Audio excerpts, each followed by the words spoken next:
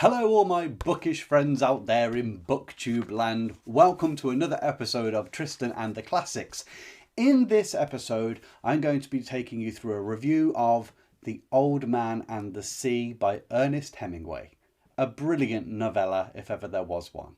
So without further ado, let's get stuck in.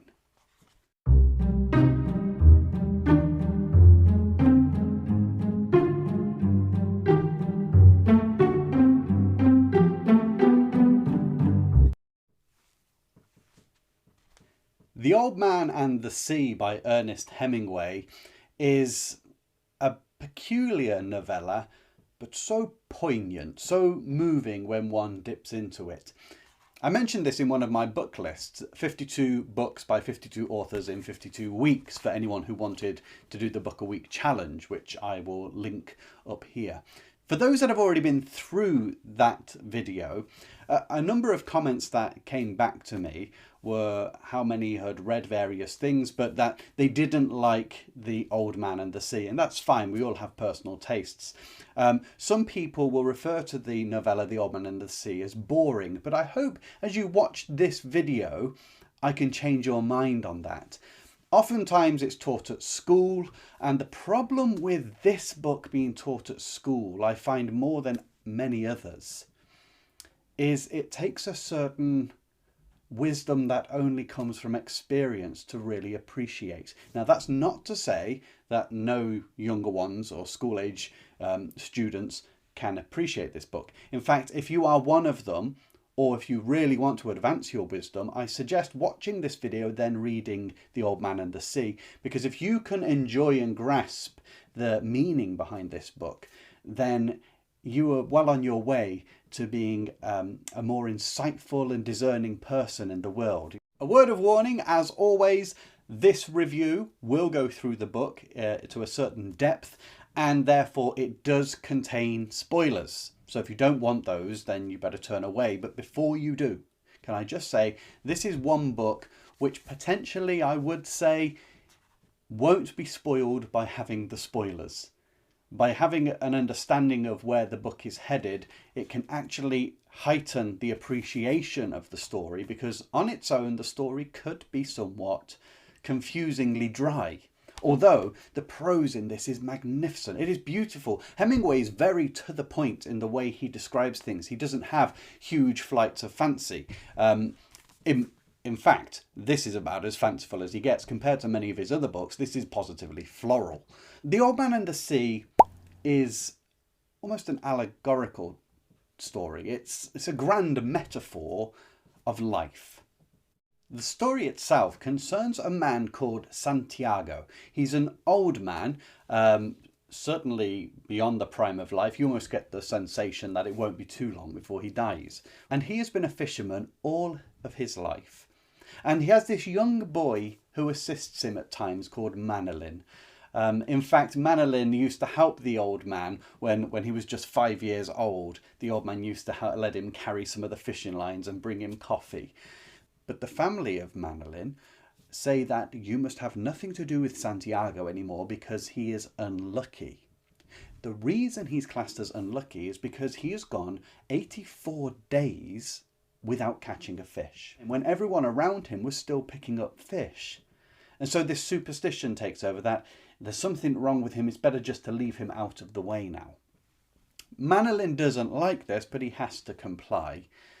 Interestingly, only Manolin shows any affections for Santiago. He is the only one, though very young, unaffected by the superstitious ideas that have been ingrained in the people around him.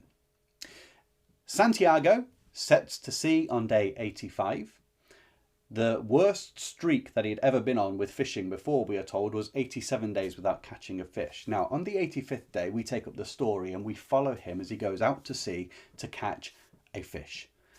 And it's just exceptional how Hemingway just explains calmly and patiently and ploddingly all the little details of the man putting sardines on his line, on his hooks, and so many hooks on the line and dropping them to so many fathoms. He lets us feel that this man knows the ways of fishing. and he prepares his bait and a little bit of food to keep him strong. And it just moves slowly through, and you feel the sargasso heat of the sun coming down, and you feel the sort of Cuban and laid back, almost lazy atmosphere of the island behind. And Santiago just mulls over things. He's quiet, he doesn't talk out loud, there's no one to talk to. Occasionally he speaks to himself, and he just thinks upon things. And eventually something bites the line. And he realizes immediately it's deep and it's big. And he guesses what he's got is a marlin. Now, he wants to tire the fish out. He couldn't just pull it in because it will snap the line. And so he lets the marlin pull. But the marlin, he thinks, is extraordinarily strong. He starts thinking this must be a very, very big fish because of the speed with which he's going through the sea. And it goes on for 4 hours. And still no sign of flagging by the fish. Overall, he then spends 2 days wrestling with this fish in an attempt to catch it. And then we see him come home after the fish has been eaten by sharks. The story is masterful. It really is. And in the telling of it, there's not a lot to it. And in the reading of it, there's no ups and downs. In fact, you would say there's not really much of a character arc. But what it describes is beautiful. And if you found it boring once, I recommend you go back and have a look at this. Let's just dissect the story and see what its meanings can be. Can I just take this minute to say that if you're enjoying this review, please hit the like and the subscribe button. But also, if you like hearing talks beyond books on just interesting things from the most mundane and weird areas of the world around us, then please go and check out my other channel, which is called Tris Talks, where I literally cover a multitude of different subjects every single week, which are both fascinating, funny, and phenomenal. So that's Tris Talks. I'll put a link up on the screen. Anyway, back to the book. There is a single sentence spoken in this book by Manolin at the beginning to Santiago when they're bringing some stuff back from the boat without catching any fish. It's the last time that Manolin is with Santiago in the boat. Santiago apologizes to the boy for not catching anything that day. And the little boy, Manolin, says, "Que va? It is what a man must do." This is the epitome of the whole story. The boy, though young, gets this already. But when we follow Santiago as he reminisces alone on the boat while he toils to catch this fish of a lifetime, we get to appreciate the full value of that sentence. It is what a man must do. Hemingway here is describing what it takes to be a man, what it takes to be a real person. Now, why do we say that? Well, to start with, remember we said Santiago is viewed as sort of unlucky because he's gone 84 days without catching a fish. And obviously in a fishing town where you rely on fish to make your bread and butter, as it were, that's a strange combination. Using your fish to make your bread and butter. To get a living, that's the phrase I'm looking for. Obviously, not catching a fish, this is bad news. Symbolically, though, it seems to be more of a metaphor. Santiago is old, and what happens in society to the old? They used to once be popular in their community, but now they haven't got so much to offer. They're just a curious, quirky character that should just be tucked away in the corner. We don't need to waste our time with them. What have the old got that can contribute? And you know, this is so appropriate in this day and age where youth is at the top of everything and the old are really cast to one side and viewed as not knowing anything. And actually that's been the case through a lot of history, because most university students get into social justice movements because they want to change the world because the older ones have failed it. But those students will grow old and the next youthful generation will think that they've failed and want to change what they've done. And so What we're going to see in The Old Man and the Sea is from the perspective of someone who has experienced life, knows life, what really matters at the end of it all. I'd like to read you just a short paragraph. It's about Santiago, and it's talking about his dreams, what he dreams of as an old man. And it's very, very telling. Think, this man has lived towards the end of his life now. Think of all the things he's gone through. He will have gone through every emotion and fear and desire that everyone else has gone through, because humans don't change. This is the brilliance of reading story over non-fiction. It helps us to explore the human experience. Just listen to this. He was asleep in a short time, and he dreamed of Africa when he was a boy, and the long golden beaches and the white beaches, so white they hurt your eyes, and the high capes and the great brown mountains. He lived along that coast now every night, and in his dreams he heard the surf roar and saw the native boats come riding through it. He smelled the tar and oakum of the deck as he slept, and he smelled the smell of Africa that the land breeze brought at morning. And then it carries on. He no longer dreamed of storms, nor of women, nor of great occurrences, nor of great fish, nor fights, nor contests of strength, nor of his wife. He only dreamed of places now, and of the lions on the beach. They played like young cats in the dusk, and he loved them as he loved the boy. He never dreamed about the boy. What Hemingway is doing here, masterfully and evocatively, is revealing to us all that matters to the old man Santiago now, which is his past as a youth. He dreams of where he used to be as a youth, the vivid adventure of the African coast that he had been on. And he'll frequently reference these lions that he used to see on the beach from his boat. That they seem to symbolize that courage and daringness of being young, that vibrance of spirit and of inner strength. And every time he sleeps, he dreams of these. Do you notice he said he didn't dream of great storms or great events or women or other things? The things in life which can scare us, the great storms that slow us down, he doesn't worry about that now. He sees that those fears in life were nothing in the scheme of things. The women, the girls he used to chase after, which seemed so much at the time, actually in the scheme of life, don't let them slow you down. Great events or dreams, great occurrences, dreams of grand things for oneself, while you let your everyday life slip past you while you're chasing after something far-fetched, that doesn't matter anymore to Santiago. And it's not that he doesn't love his wife or the boy. He does, but he doesn't dream of them. In other words, he hasn't just pinned everything to one solitary spot. Life is bigger than that.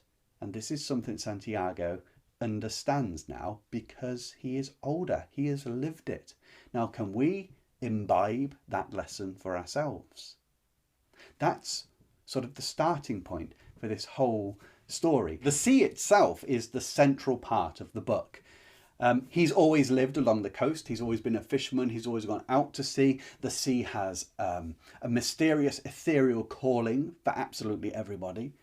And when he actually sets out on day 85 to end his bad luck streak, as it were, he's not worried about the bad luck. He just knows, if I keep going, I will achieve.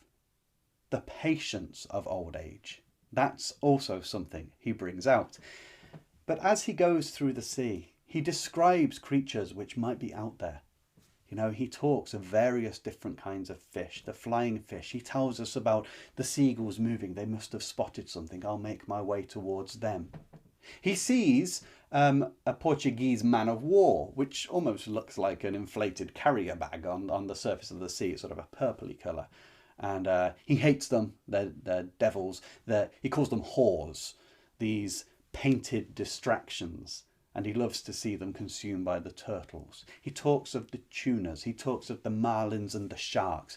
He stands to urinate over the side of a boat, and all the algae in the sea at night is luminescent and it's leaving a streak behind his boat.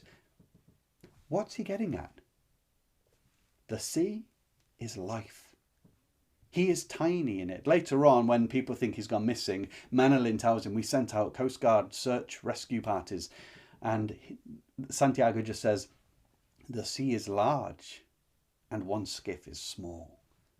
Life is grand, and our life is a tiny little skiff bobbing along its unremarkable way, as it were.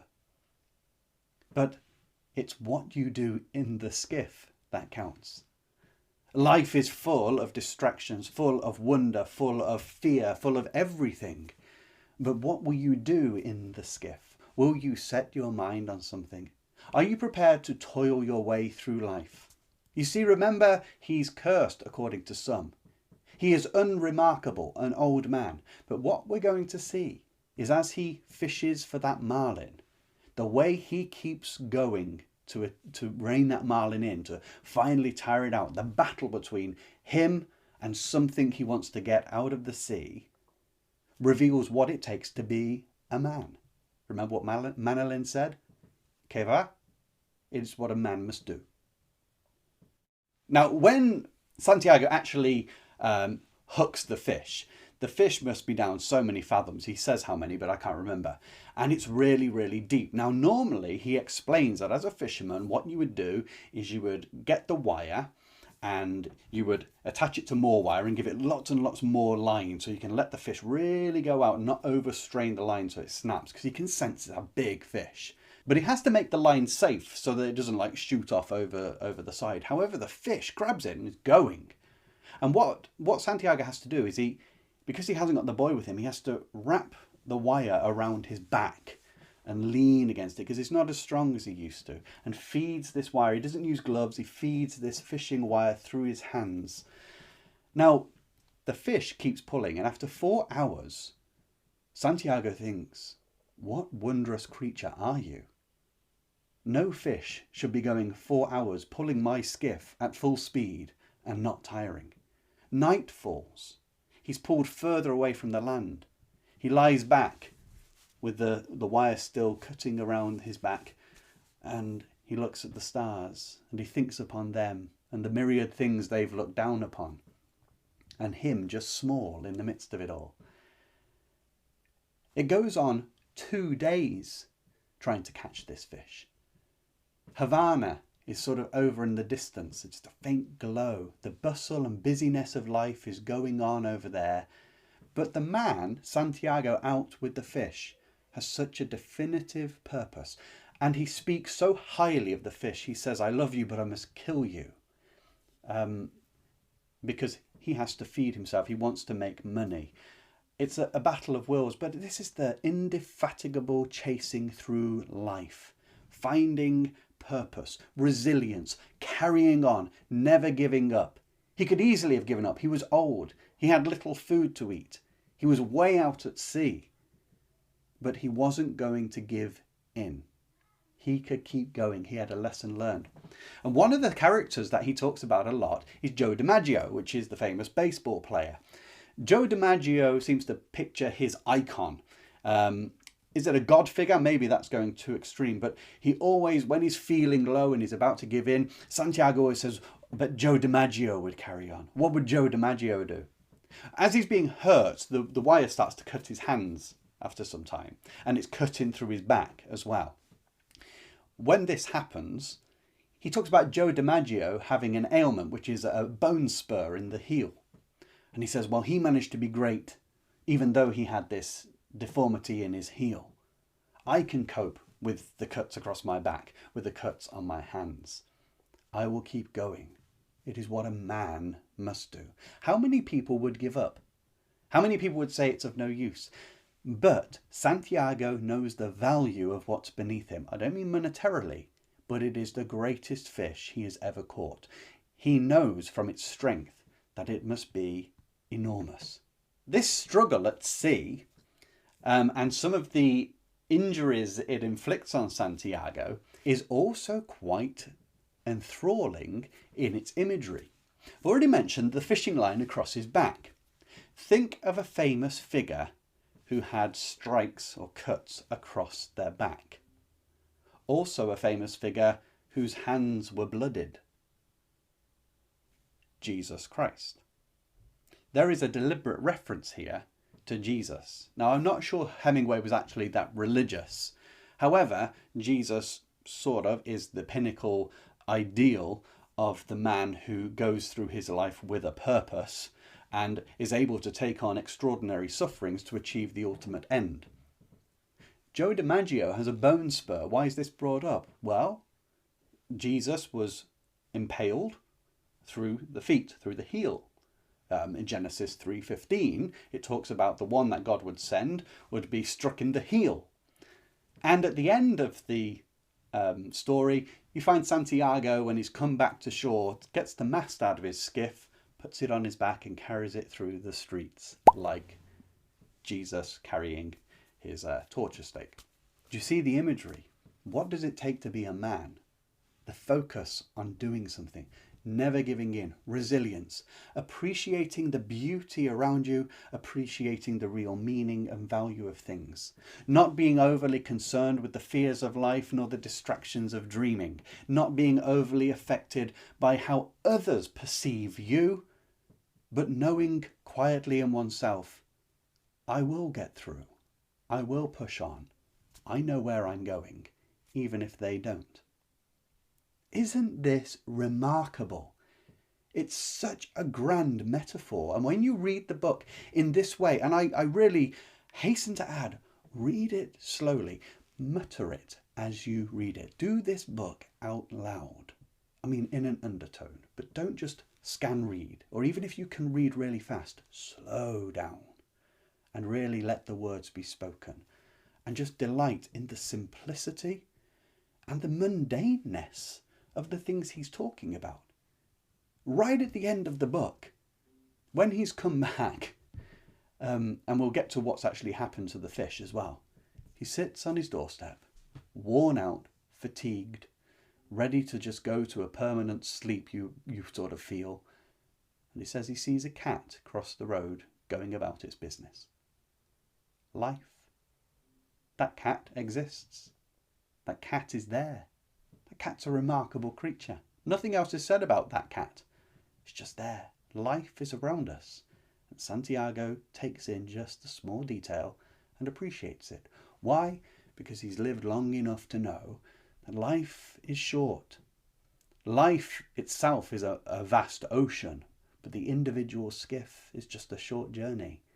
And it may as well be enjoyed, and hard work should be put into it to really get a payoff. I mean, it's a remarkable book, but that's not all. There's a few final thoughts. We mentioned Joe Dimaggio. It shows that we all find inspiration in other people. Can we be an inspiration when you focus in on this man? Although he is clearly not a hero, he's never anyone great. He starts nowhere and he ends the story as no one, except for those that have actually took the time to observe his life. And they think, what an inspiration. Because he is remarkable in his own ordinary life, in his attitude and his spirit. There are some excellent parts when he actually catches the fish. There it is pulling him along. He's going for hours. And Santiago says, it was noon when I hooked him, he said, and I have never seen him. The mysteries and realities of life. Catching hold of a current or something that is worth pursuing in life. You know it's important, but you can't fully make it out yet, but you keep trialing on to get it. Those things that matter. Though you haven't completely saw it, you have the faith that there is greater meaning somewhere and you pursue it. Others would give up. Others would be in too much of a rush and snap the line. Not Santiago. Patience. He's learned this.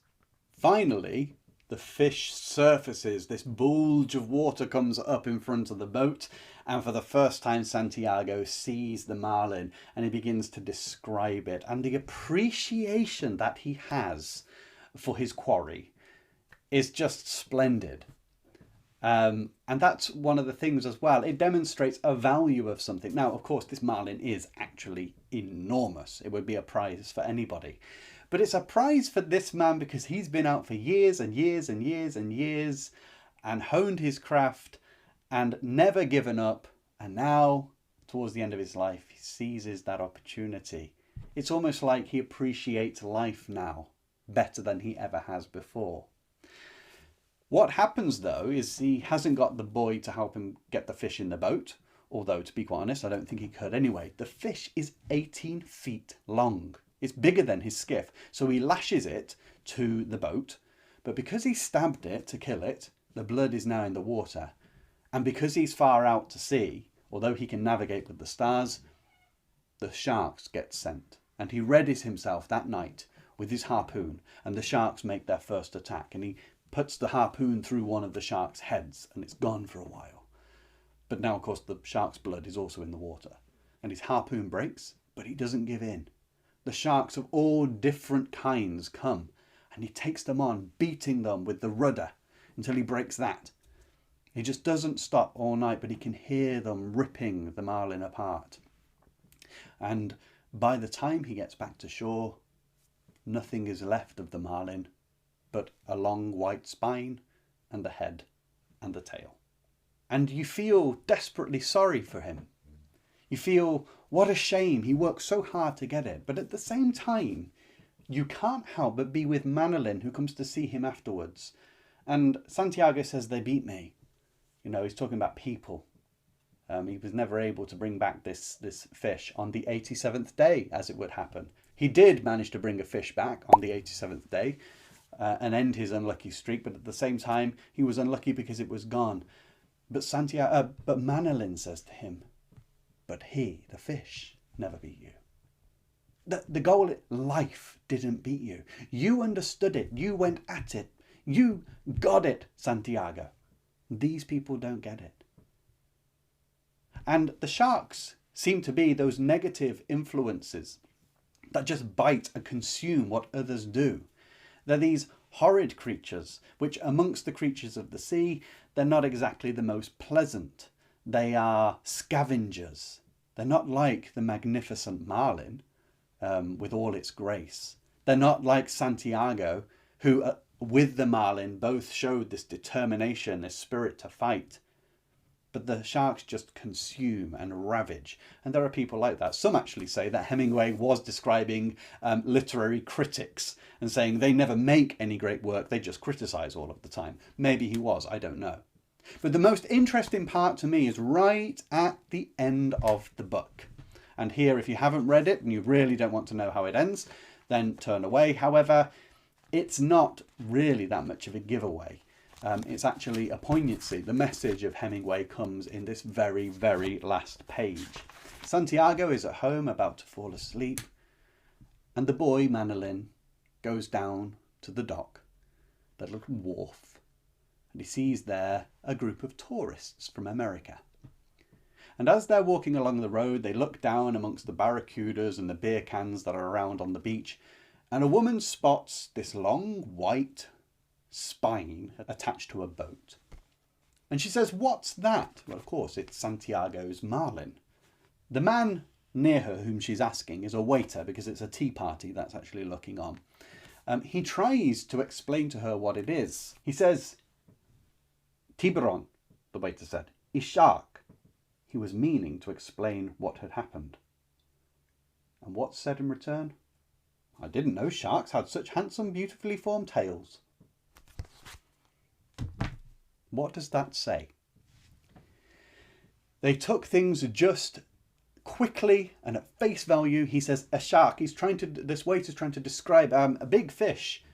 But the woman just says, "Oh wow, sharks have beautiful tails. I didn't know that." And moves on with life.